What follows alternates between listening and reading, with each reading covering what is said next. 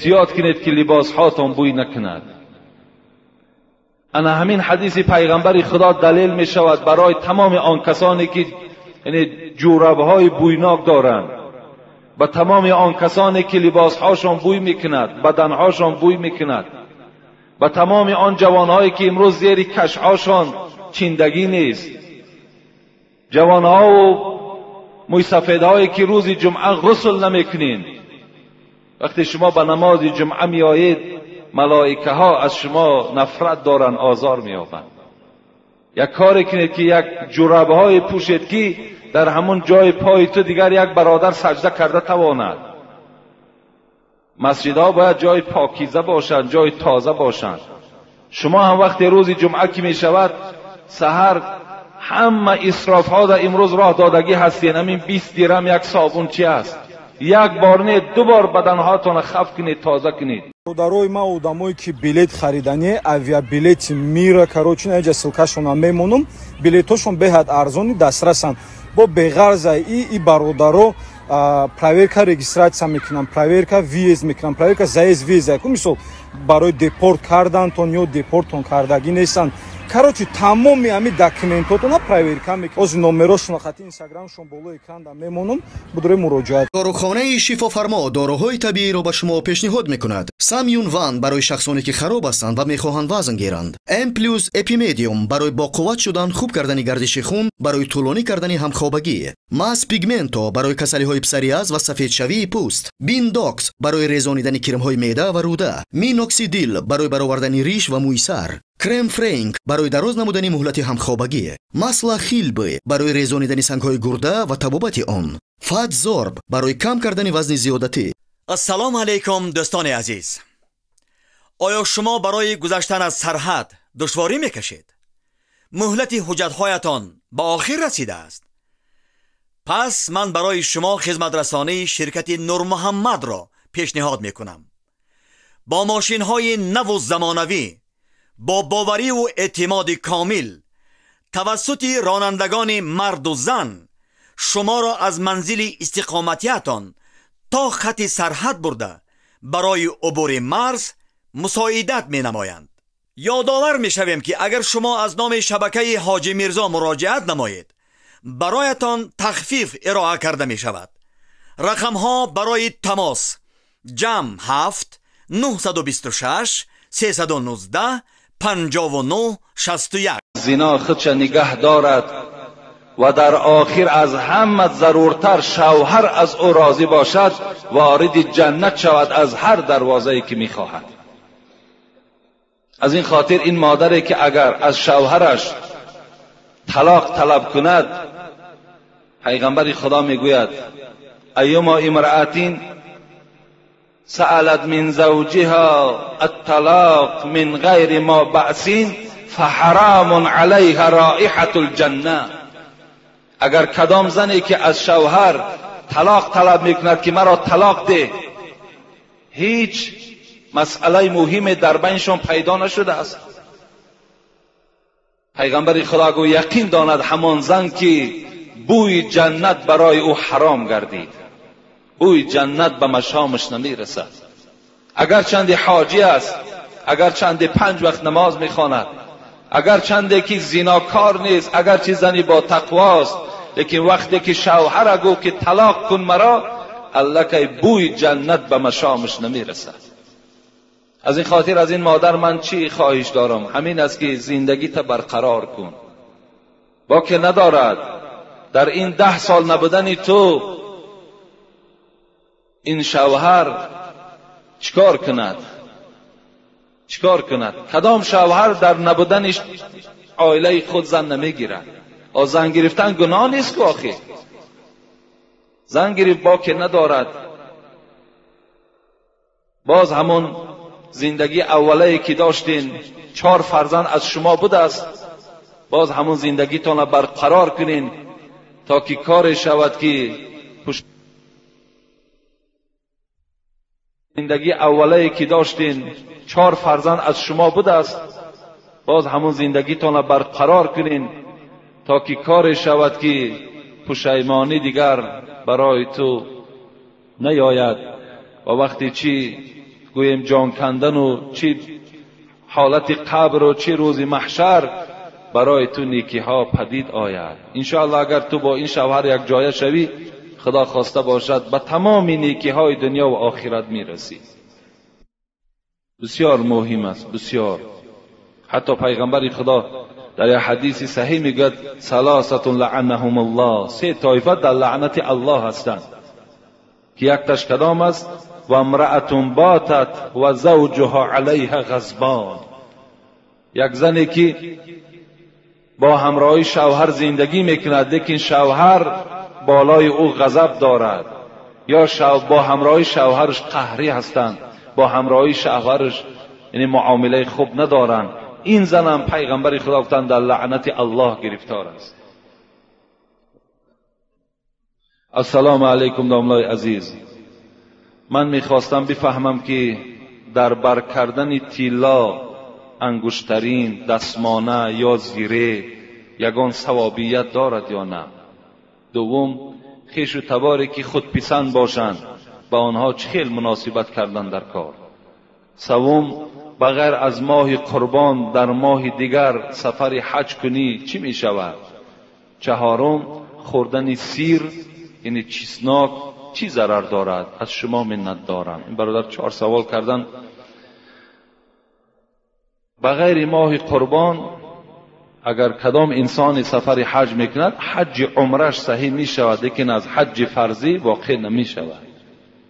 یعنی در ماه قربان کسی که اگر حج میکند و حج فرضی هست، لیکن در غیر ماهای قربانم ماها می توانیم که حج کنیم لیکن حج عمره می شود، حج سنتی می شود که این خیلی عبادتش فرقهای زیاد دارد. یعنی عبادت عمره از عبادت ثواب حج فرضی، از یعنی ادا کردن حج فرضی خیلی فرقهای زیاد دارد. از این خاطر این از حج فرضی گویم در غیر ماه قربان اگر صحیح شد، نه صحیح نمی شود، برای که برای حج فرضی ماهای مخصوص خداوند انا همین ماه را انتخاب کردگی است. خویش و تباری که خود پسند باشند با آنها چگونه مناسبت کردن در کار؟ البته مناسبت خود خوب میکنیم، میبینیم که به قدر ما و شما رسیدن، ما و شما تواضع میکنیم، قدردانیشان میکنیم. اگر که میبینیم که تماما به قدر و قیمت ما که نرسیدن، البته چیکار میکنیم؟ باز رفت و آمد ما نه راهاش میابیم. اگر کنده کنیم، باز اگر زلالها پیدا کی شود، از اون خویش تباری را کندنش خیلی با در شریعت گناه است. این صله رحم وقتی کنده می شود این هم گناه است. برای همین حدیثی که خواندیم جمعه آینده، هر وقتای میبینید امتهای مرا که تواضع میکنند تواضع کنین، وقتی میبینید امتهای مرا که تکبری میکنند تکبری کنین نسبت اونا. در بر کردن انگشترین، یعنی انشاءالله ما در این باب باز در باب همین خودپسندها و در باب صله رحم اینجا سوال ها آمدگی است، باز جواب کامل انشاءالله میگردانم. در بر کردن انگشترین طلا یا دستمانه یا زیره چی ثوابیت دارد؟ یعنی البته ثوابیت ندارد اینها. یعنی برای مرد گرفتن دستمانه، گرفتن انگشترین یا زیره اینا هم حرام هستند. اینا برای زنها جایز هستند که زنها اگر از اینها استفاده برند. بعضی حکمت هم گفتند که حکمت شمین است که یعنی همه وقت زینت این زن را فقط زیبنده هست. یعنی این طلا که خودش از جمله همون زینت ها که هست باید که این از زنها استفاده برند. و حتی بعض شارعای حدیث میگویند که کدام مردی که اگر گردنبند طلا دارد یا چله طلا دارد و آهسته آهسته چی میشود؟ مجازش مثل زنها میشود. یعنی همون خصلت های همون زنم در وجود همین مرد پیدا میشود.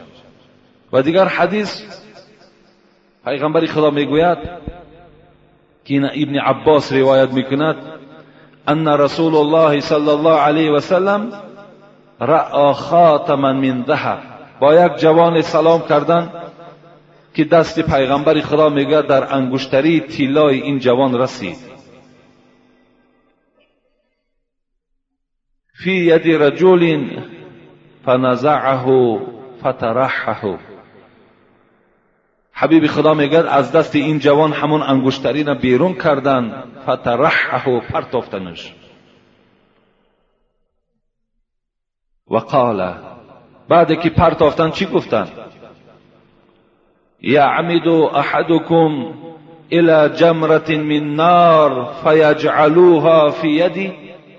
آیا شما میخواهید که پاره از آتش دوزخ در دست خود نگه داره؟ به طرف این جوان گفت. فقیل للرجل بعدما ذهب رسول الله صلی الله علیه و سلم خذ خاتمك انتفع به. و حبیب خدا میگه رفت، چله در زمین پرتافتگی. اطراف رفیقاش گفتن، ای برادر گفت، حبیب خدا رفت گیر گفت چله را از زمین بردار، انتفع به، میلش در دستت نکن لیکن در یگان کار زندگیت استفاده ببر. این جوان چی گفت؟ این سخن جوان همون جوانهایی که انگشترین دارن یا گردنبند دارن. اگر فکر کنن که همین جوان مردی و همین غیرت است، این غیرت نیست و این جوان مردی نیست. جوان مردی سخن این جوان است که الحال چی گفت به طرف رفیقا؟ والله لا اخذوه ابدا بعد ما طرحه رسول الله صلی الله علیه و سلم. قسم به الله گفت دیگر من این چله را از زمین نمی بردارم بعد آنه که این چله رسول اکرم از دست من بیرون کرد، اینو من دیگر نمی بردارم. گفت این چله طلا داشتن این گناه نیست اگر وای ما در خانه ذخیره مانیم برای یک روزهای بعدمان استفاده بردن، لیکن در دست کردن او یا گردنبندهایی که در گردنها دارن یا ساعتهای طلایی که دارن، اینها را برای مردها استفادهش حرام است، استفاده نکنید. و چهارم سوال کردن خوردن سیر آیا چی ضرر دارد؟ حتی حضرت عمر حکایه میکنند که در بالای منبر حضرت خطبه میخواندند و به تمام مردم میگه در خطبه آگاه کرد که من دیدم که بار پیغمبر خدا نفرانی که پیاز و نفرانی که سیر خورده بودن از مسجد بیرونشان کرد. حضرت عمر گفتند از این خاطر پیغمبرم گفتند من اکل البصل و الثوم و الکراس هم گفتند، یعنی همین چیزهای بدبوی مثل ممکن پودینه باشد، ممکن ترب باشد، اگر اینها را کسی سیر پیاز اینها را خورد، پیغمبر خدا چی گفتند؟ فلا یقربن مسجدنا فان الملائکه تتعزى مما یتعزى بنو آدم. گفتند پیغمبر خدا که کسی که اگر سیر میخورد پیاز میخورد با این بوی بد اگر مسجد خواهد که آید، حبیب خدا گفتن با این مسجد ما نزدیک نشود، زیرا این که ملائکه ها آزار میابند از بوی بد این، چگونه که یک برادری که در پهلوی او نشستگی است آزار میابند. این اگر در پهلوی شما الحال کسی سیر خورده باشد و از پهلوی وی شما آزار یابید، تصور کنید که ملائکه ها هم از این جوان است یا از آن موی سفید است آزار میابد از این بوی بد. از این خاطر شما وقتی مسجد آمدنی کشیدید اینها را نخورید. پیغمبر خدا را گفتن چگونه استفاده کنیم چسناک و چگونه استفاده کنیم پیاز را؟ گفتن پخته خورید. گفتن یعنی وقتی شما که پختید و بوی بدی وی می رود، در حالت پختگی خورید وی برای شما درست می شود. و تمام آن برادرانی که در برابر این سیر و پیاز مسجدها می آیید، احتیاط کنید که لباس هاتون بوی نکند.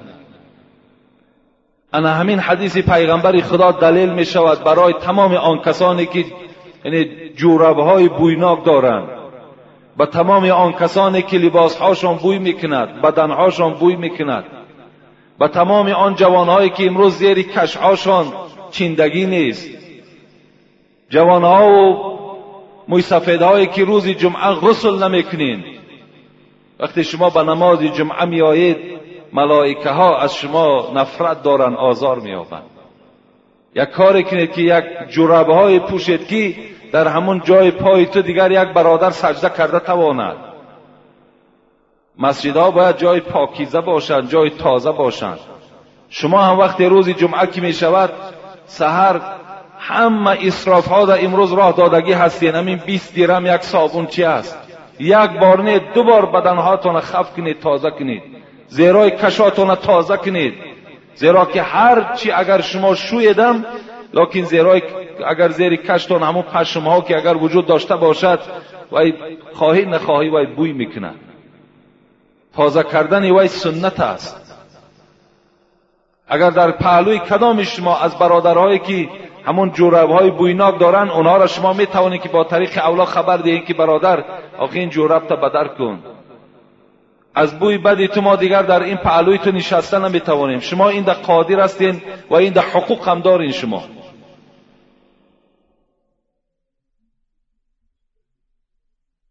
السلام علیکم داملای عزیز و مهربان.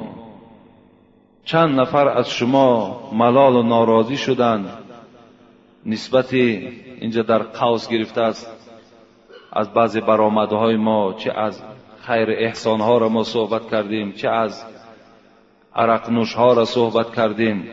یعنی سخنهای وزنین گفتید. میگویند که سخنهای وزنین گفتید، با آنها چی گفتنی ها دارید؟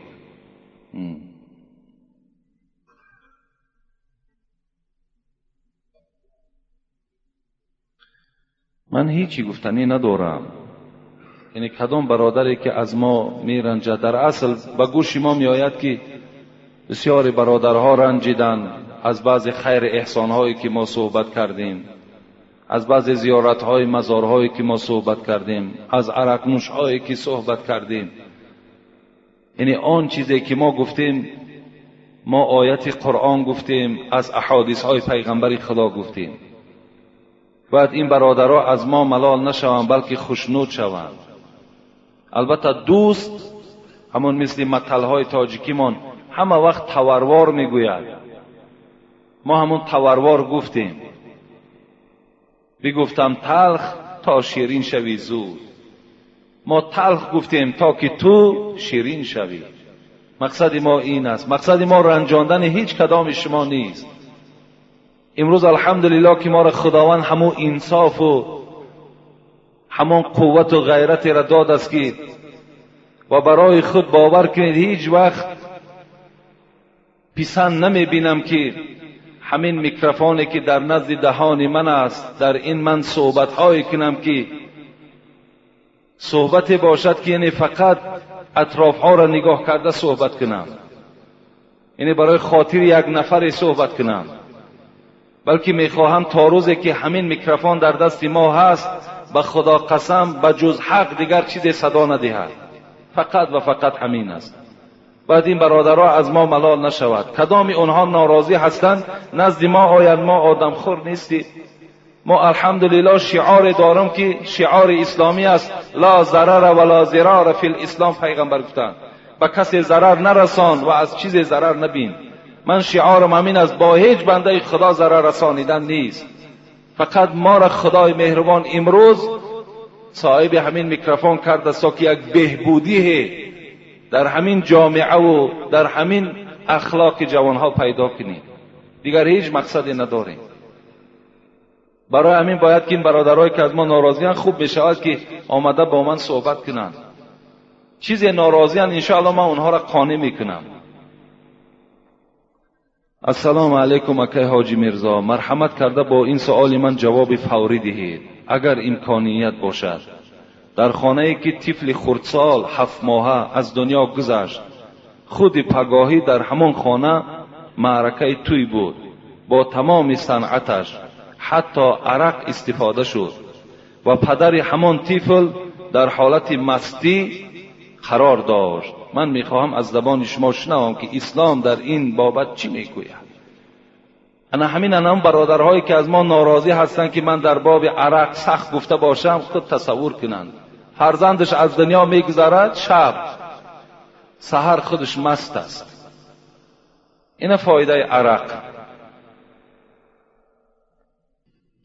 السلام علیکم بابای حاجی میرزا، از شما خواهش داریم که با این سوالی من جواب گردانید. در عین نماز خواندن کلوش ها را در روبرو مانید درست است یا نه؟ درست است.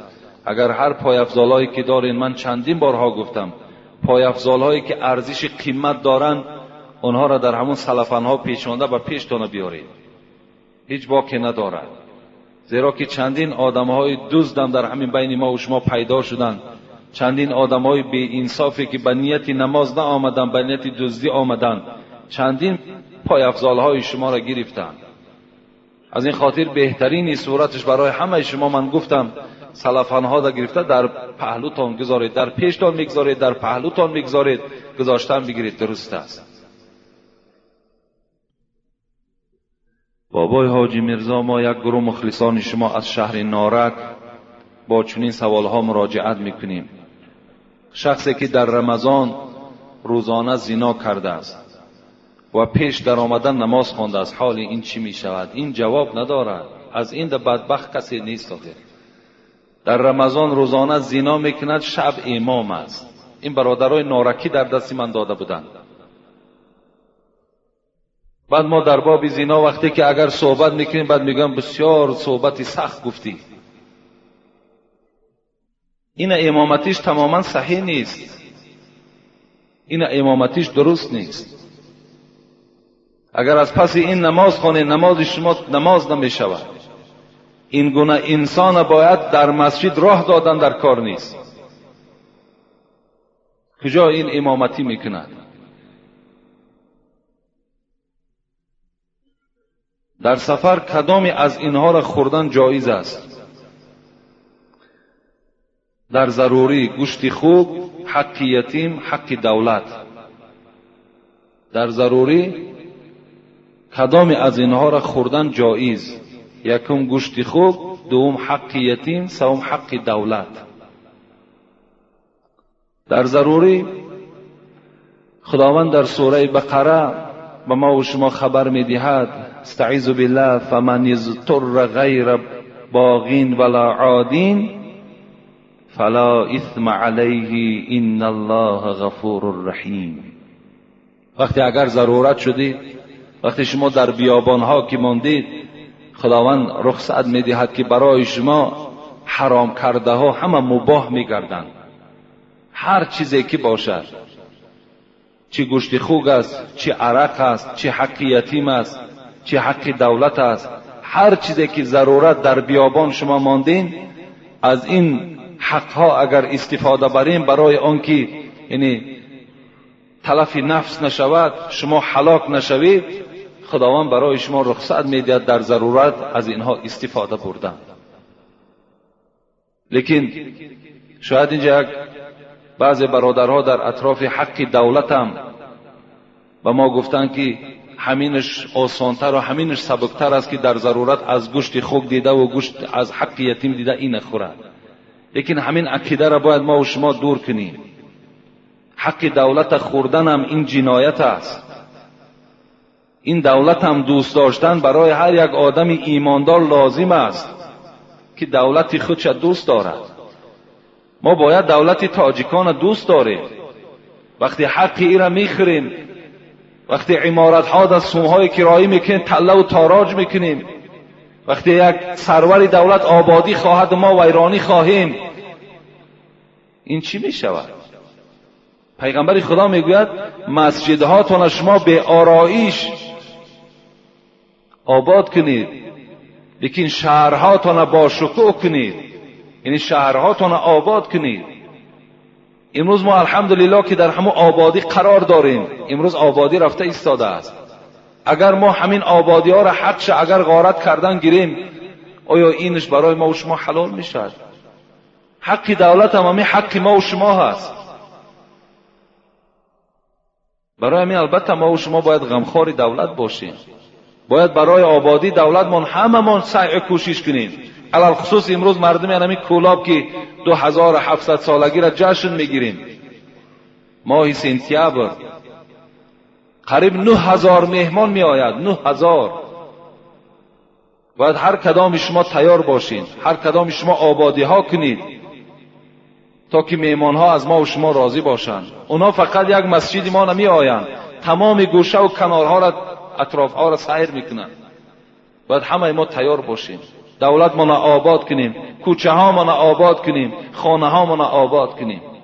همه این حق ها در ضرورت درست می شود، در غیر ضرورت همش برای ما حرام است. السلام علیکم اکای حاجی میرزا، من دخترک هستم، یکی از مخلصان اشدی شما از دهه افتالوق. میخواستم که با سوال من با پررگی جواب میدادید در همین روز جمعه. التماس سوال یکمم همین است. من نماز میخوانم و کتاب قرآن هم میخوانم، لیکن من سطر عورت تا حال نکردم. رویمال میده میبندم. این نمازهایم را خداوند قبول میکند یا نمیکند؟ دوم سوال، نماز را دراز خواندن ممکن است؟ یعنی با صلوات های بسیار خوانی. این را با ما فهمانید، چون که من همین خیل میخوانم. نماز چند قدر دراز خوانید طاقت گذار باشید باز خوب میشود. چند قدر نمازهاتون دراز خوانید در حالتی که اگر تنها گذار باشید. یعنی نمازهایی را که ما میخوانیم که یعنی کمی میانه میخوانیم، نه سراسیمه میخوانیم و نه دراز، این به خاطر قوم است. چگونه که پیغمبر خدا میگوید اذا اما احدکم الناس فلیخفف، شما سبک ها یعنی نمازهاتون سبک خوانین، زیرا در بین شما آدمهای بیمار و آدمهای خردسال و آدمهای حاجتمند و کاردار که هستند، شما نمازهاتون سبک خوانین. این برای امام ها هست. لیکن هر کدام شما اگر تنها گذار باشید، چند قدر نمازهاتون دراز خوانید، همون قدر البته ثواب هست برای شما. لیکن سوال اولی که این خواهر کردن که نماز میخوانم لیکن ترک سطر میکنم، آیا نماز من در نزد خدا قبول میشود نمیشود؟ خداوند در سوره مائده آیت 27 میگوید انما یتقبل الله من المتقین. خداوند همه حالت عملهای آن کسانی را قبول میکنند که اگر از خدا میترسیدگی باشند. یعنی اگر این خواهر از خدا میترسیدگی باشد، نمازم در ذمه‌اش فرض است و روی مال انداختن و سطر کردن هم فرض است. چگونه که نمازم فرض است، سطرم فرض است. از این خاطر اگر کدام خواهری که از خدا میترسد، باید که در برابر نماز خواندنش باید که سطر داشته باشد. این حالت در نمازهای او در نزد خدا قدر و قیمت پیدا میکند. این حالت در این نمازها در نزد خدا قبول میشود. لیکن نماز خوانی و ترک سطر کنی، نماز خوانی و بی حیایی کنی، نماز خوانی و در تویها رقاصگی کنی. ولی یک دخترک قطعی صحبت شدیم، در یک جا ما رفتیم، بسیاری ها بودن، گفتن من نماز ما میخوانم لیکن همین معرکه ها در رقص میکنم. این چی میشیده باشد؟ اگر این گونه عمل ها داشته باشین، این نمازهای شما نماز نمیشود. این معلوم است که تو از خدا نمیترسی. زیرا خدا در قرآن میگوید ان الصلاة تنها عن الفحشاء والمنکر. نماز باید چنان نمازی باشد که صاحب خودش را از تمام کردارهای بد باز دارد. یعنی این نمازی که انسان از دزدی باز نمی دارد، از عرق نوشی باز نمی دارد، از زناکاری باز نمی دارد، این نماز نیست. گفتن السلام علیکم داملای عزیز، دعا کردن در سجده در کدام نماز جایز است؟ در فرض، سنت یا نفل؟ در هر نمازی که اگر شما خواهید که در حالت سجده دعا کنین، در همه نمازها صحیح می شود. این فقط برای آدمهایی که تنها گذار باشند، برای امامها، برای اون که با قوم که وزنینی که می آید، در این حالت ما چیکار نمی کنیم؟ در حالت سجده دعا نمی کنیم. موی بلند در امام بودن خلل می رساند یا نه؟ البته برای امام، کسی که ملا امام است، اگر لباس های خاصه داشته باشد، یعنی این بهتر می شود که اگر چه از سله انداختن و چه از جامه پوشیدن و چه از مثال موی کم داشتن، اینهاش بهتر برای امام است. اگرچند که پیغمبر خدا گفتند من کان له شعر فلیکرمه، کدام امتی من اگر موی سر داشته باشد با که ندارد گناهکار نمی شود، فقط موی سرش تازه نگه دارد. موی سر داشتن در اسلام گناه نیست. موی سر مانین، کدامید موی سر دوست می‌دارید موی سر مانین، کدامید دوست نمی‌دارید سر تراشیدن از سرتون تراشین.